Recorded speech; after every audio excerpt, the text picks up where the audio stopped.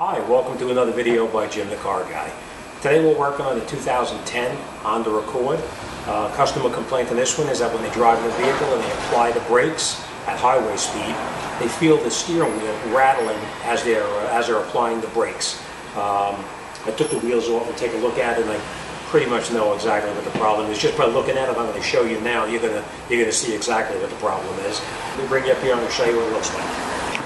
This is the problem right here. You can see the discolored portion of the rotor here.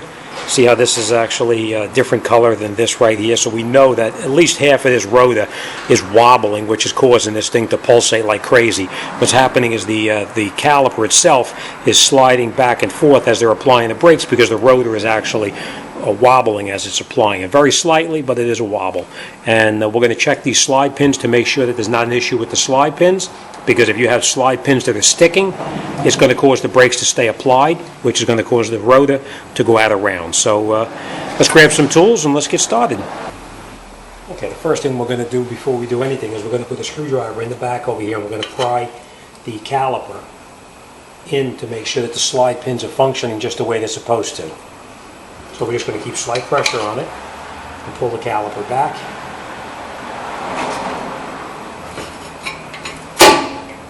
And then we're going to push the brake pad all the way back into the bore.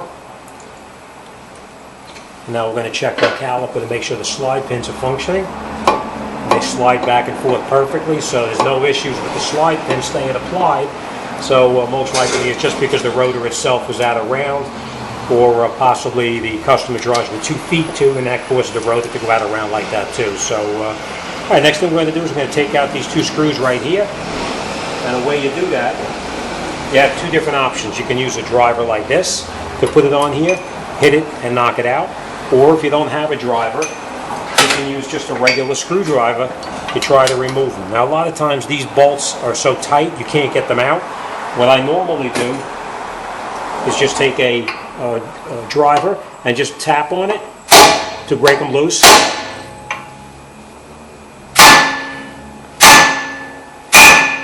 And then usually you can get them right out with a regular screwdriver without any problems. That's pretty tight. This will come right out. So we're going to hit that a couple of more times to get that out of there.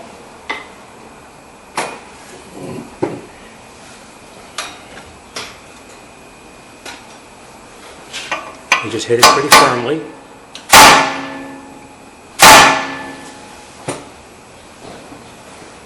Try it again. And they come right out. Just take your time. Don't strip them out, because once you strip them, you're not going to get them out. You're going to have to drill them out. All right. But if you have a driver like this, of course, then you can put it in here. You hit it, and the impact from this alone will twist them out and take it out of the car, off the car. All right. Next thing we're going to do is we're going to remove these 2 bolts in the back that hold the caliper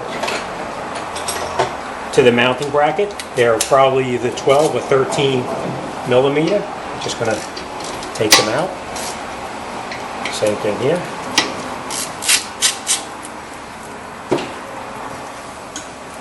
Now anybody who's watched my videos in the past knows that with these particular any car, you never want to leave the caliper dangling by the hose. You always want to secure it up and out of the way, and I use a piece of wire to hold it up out of the way, or you can use anything that you have at your disposal and just put this up and out of the way like that. And now our slide pins are sliding just the way they're supposed to, and we're going to take those bolts out the back.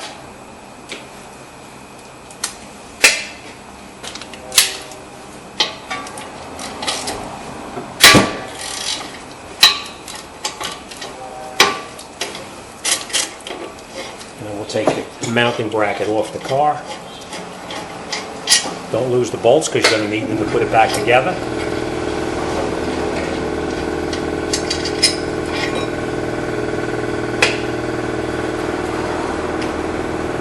And then we're going to take our rotor off. Now the rotor is pretty tight on there. In this case it doesn't really matter, because the rotor is no good. We're going to be replacing it anyway. We're not going to machine it.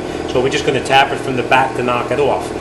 If you had to use this rotor over again, you can just screw a bolt in right through this hole right here, and you'll be able to remove the rotor without damaging it. But we're going to be changing it, so it doesn't really matter. So we're just going to persuade it with my favorite tool. And then the rotor comes right off the car.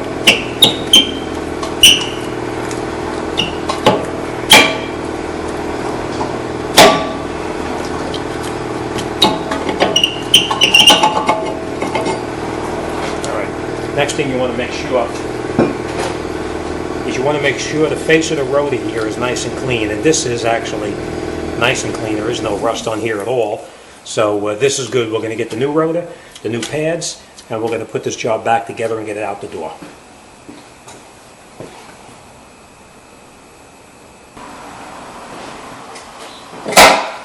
Okay, now that we have our replacement rotor, what you're going to do is you're going to clean off that oil that's on there. Just give it a spray, and you can wipe it off to get the oil off. The same thing on the other side.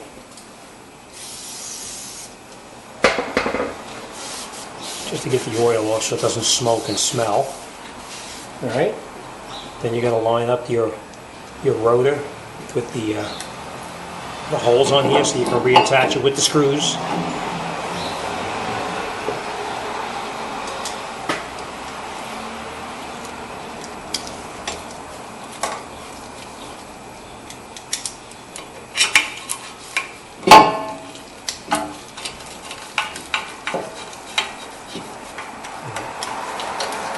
And then once you have it tight, just tighten them as tight as you possibly can.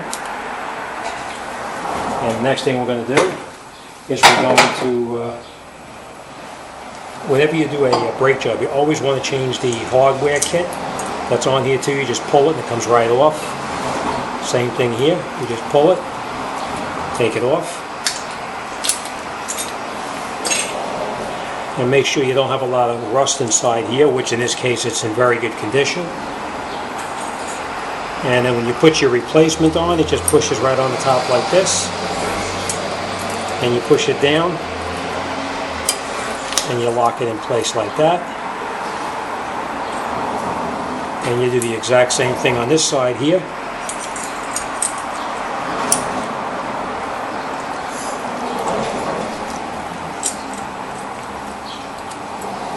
Make sure it goes down all the way, which it did. And then what we're going to do is we're going to lubricate the slide pins here, just so that everything slides properly without any kind of binding issues. Very important, with every job you want to lubricate it. And what you do is you do one pin at a time.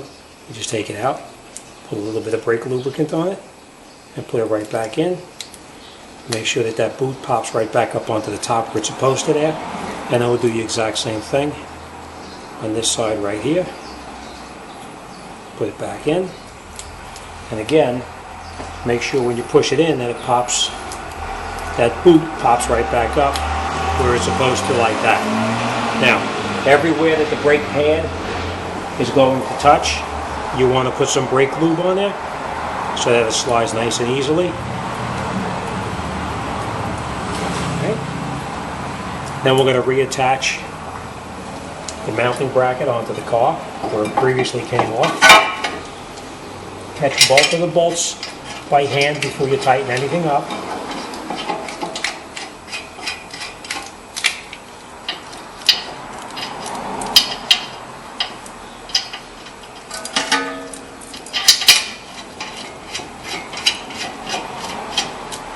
And once you have it tight, then you can get in here with your ratchet and tighten both of those mounting bolts up. Same thing on the bottom. Those are 17 millimeters. Nice and tight. Next thing we're going to do is we're going to reinstall the brake pads, the new brake pads. Now you want to make sure that when you put the brake pad on, you see how this has this indicator right on here? You want to make sure that you have the indicator on there at the same time in the same location. And we know this pad was the inner pad because you can see right there where the piston from the caliper was touching. So we're just going to put this back into the spot where it came, where it belongs, and it pushes it all the way.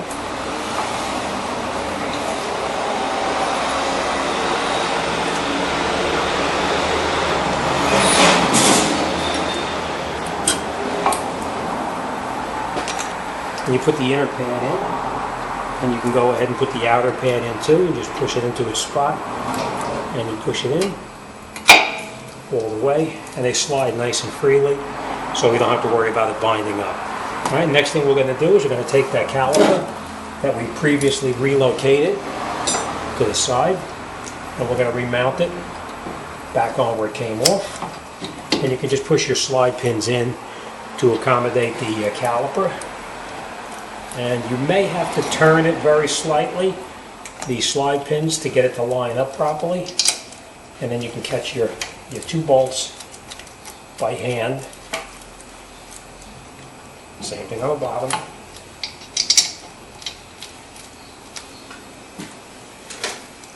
And once you have them in, tighten both of them up.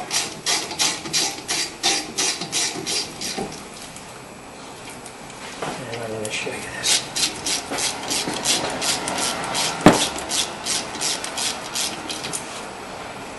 Alright, nice and tight. And that's it, you're pretty much set. Let me just show you what you have to be careful of.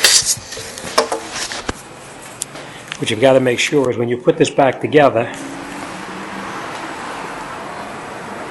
that these pieces right here, these slide pins, make sure that they're not binding up against the caliper on that spot right there. They got to be flush against it but not binding. So you make sure it's in there, and then you make sure it's in there correctly, which it is, and that's it.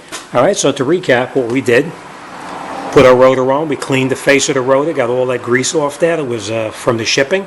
We put the screws back in and we tightened them up.